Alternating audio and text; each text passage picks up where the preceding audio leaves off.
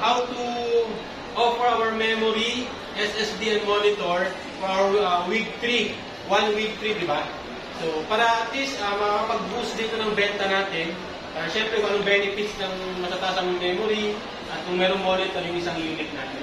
Okay, so una-una sa memory, of course, gigahertz yan. So, ano yung why natin dito? Of course, multitasking and improve performance. And then, ayan, so higher RAM allows you to run multiple application. Sige ma'am, sige po sa'yo ma'am. Sige. Yan, so syempre pag mataas talaga yung RAM mo, mas maganda yung performance ng unit natin.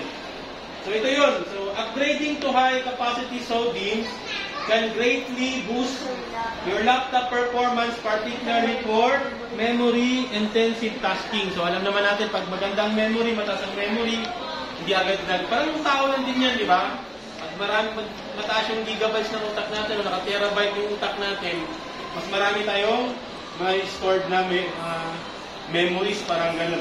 So what is RAM? So RAM is random access memory siya.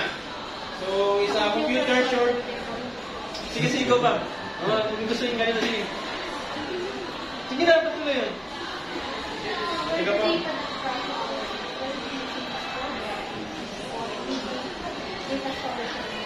Yan. So, ito ano na naman to, recap na naman. Alam ko naman, alam na rin to, no? So, recap lang sa atin to. So, yan. Effects of different sizes of RAM. So, yan. Depende sa mga braso. Tama. Ay, MT-MIL ka talaga yun. Hindi. Ano na sir, saan sa mga application? Yes, so... Ito naman per second sa gusto. Correct. Galing ko. Tapos titingnan ko isa-isa to eh. For example, magaling yan si Milka, technical yan. Example din natin yung naka-16 gig na siya. For example, naka-16 gig na siya. Palusgod ako dito ah.